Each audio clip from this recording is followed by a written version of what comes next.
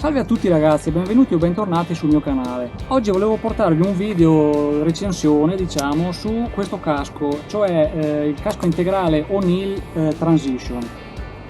Ho pensato di fare un video proprio su questo prodotto per essenzialmente due ragioni. La prima è perché l'ho trovato sul sito ufficiale della O'Neill in offerta a 99 euro, quindi un buonissimo prezzo secondo me rispetto a quello che ho trovato su internet cercando un casco integrale da provare. Tenete conto che se lo comprate dal sito ufficiale vi arriva dalla Germania, loro hanno una sede in Germania, quindi non pagate, non c'è nessun costo aggiuntivo insomma. La seconda ragione è perché qui su YouTube, tranne i video di presentazione del casco, quindi sono video di 30 secondi più diciamo scenografici che tecnici della casa produttrice, c'è solo un video di un unboxing in inglese riguardo questo casco, quindi ho pensato di farne uno come per la bicicletta, ho pensato di farne uno in italiano in modo che ci sia qualcosa, anche perché io lo reputo un buon prodotto soprattutto per il prezzo a cui l'ho acquistato, quindi secondo me vale la pena informare la gente in modo che magari venga valorizzato un po' di più questo casco, perché non lo vedo tanto in giro e per me è un peccato. Innanzitutto questo qui è un casco integrale da enduro, quindi diciamo a differenza dei caschi da downhill o anche da motocross in genere, questo qui è stato studiato per avere due caratteristiche fondamentali, cioè essere leggero ed essere ventilato, come vedete i fori belli grossi qui. Il modello che ho preso io è una taglia S e l'ho pesato appena prima di fare il video, pesa 810 grammi. Per darvi un paragone, il modello M, quindi un po' più grande, sulla carta, sul libretto di istruzioni c'è scritto che pesa sugli 850, per darvi anche un'idea diciamo dell'aumento di peso in base alla taglia. Per quanto riguarda invece la ventilazione, presenta allora la mentoniera, come vedete è aperta, in più presenta 5 fori frontali, mentre nella parte posteriore abbiamo 7 fori, ne abbiamo 5 qui nella parte bassa e centrale e altri 2 nella parte alta, in modo da permettere bene il flusso di entrata e uscita dell'aria, oltre ad essere aperto qui nella zona delle orecchie diciamo.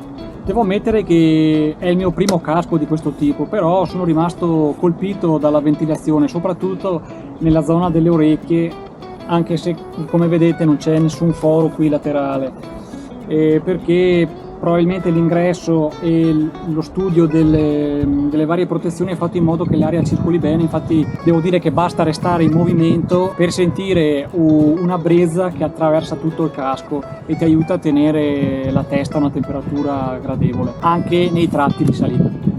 Ecco, io l'ho comprato verso la fine di questa primavera e l'ho provato quindi a fine primavera, estate e anche in questo periodo sto registrando a fine ottobre.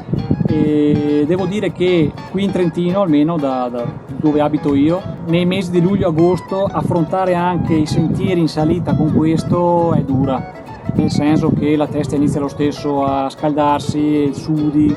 In ogni caso io in salita lo utilizzo sempre senza gli occhiali e metto gli occhiali solo quando inizio la discesa, proprio per permettere un maggiore flusso d'aria soprattutto nelle parti laterali e anche sulla faccia e restare più fresco.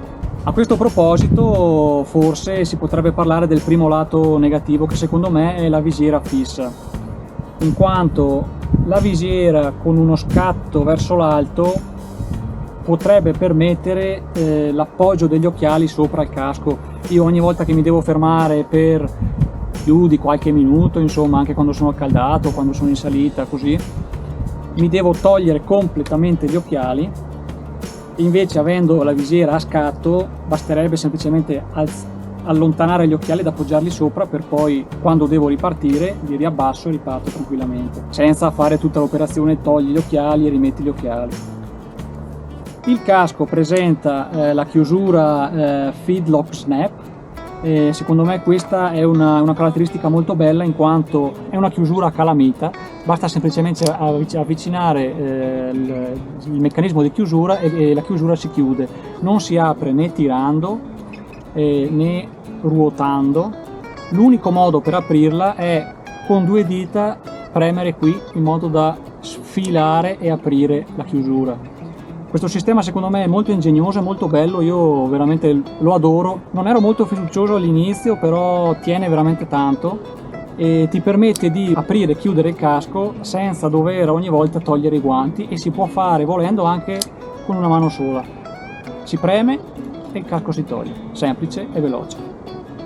Veramente è una delle caratteristiche che preferisco di questo casco. Le imbottiture invece possono essere tolte e lavate, perché sono attaccate al casco con delle semplici strisce in velcro, sia queste qui più grandi che anche quelle interne. Quindi possono essere rimosse e lavate senza alcuna difficoltà o problemi, e anche rimesse. Io avevo un po' di paura a toglierle tutte e rimetterle, perché magari pensavo che fossero divise in tanti piccoli pezzi, invece sono semplicemente 4 pezzi, quindi è abbastanza facile, diciamo, rimetterle a posto.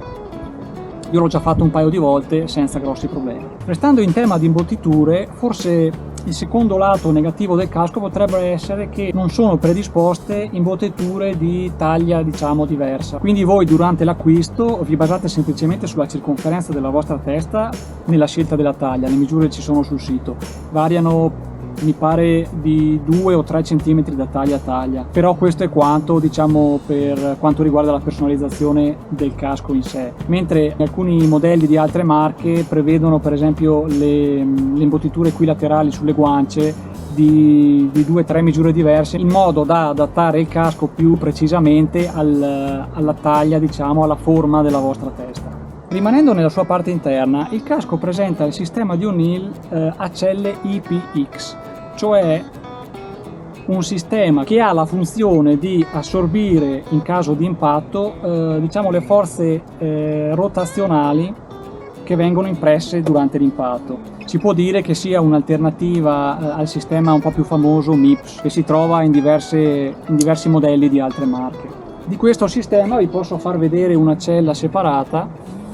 Praticamente all'interno del casco sono state inserite diverse di queste piccole affarini di gomma, diciamo, che altro non fanno che ruotare, spostarsi, essere schiacciati, in modo che durante l'impatto possono assorbire in parte le rotazioni dovute, diciamo, ecco, all'impatto in sé.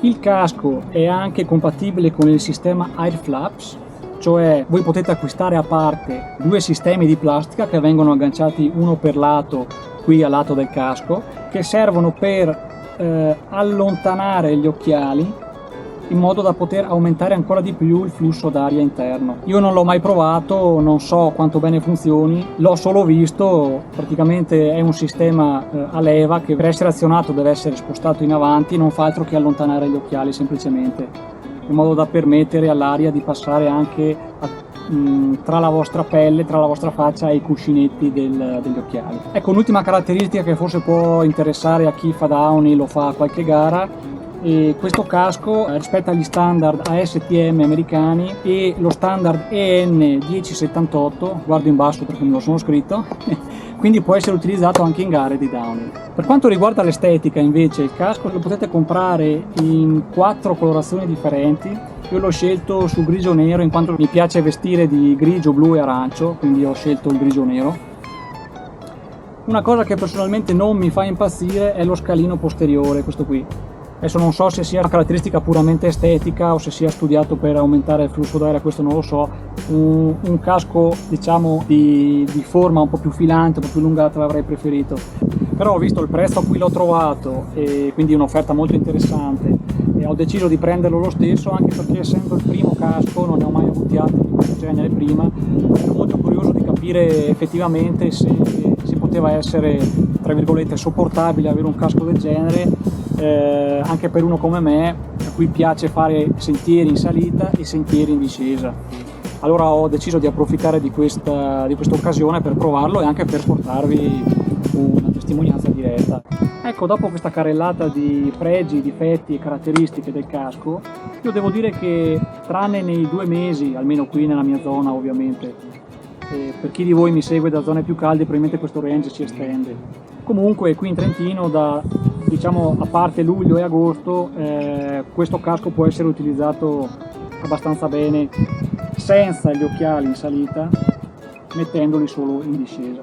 Io con occhiali intendo questi, quindi occhiali che coprono bene la faccia, e in ogni caso in giornate umide o quando ha piovuto da poco, quindi i sentieri sono un po' umidicci, un po' più scivolosi, io preferisco andare sempre con questo per essere più sicuro e avere anche meno incertezza, essendo che, se avete visto gli altri miei video, io sono un fifone che mi frega sempre l'incertezza, quindi con questo casco mi sento più sicuro e vado giù un po' più tranquillo.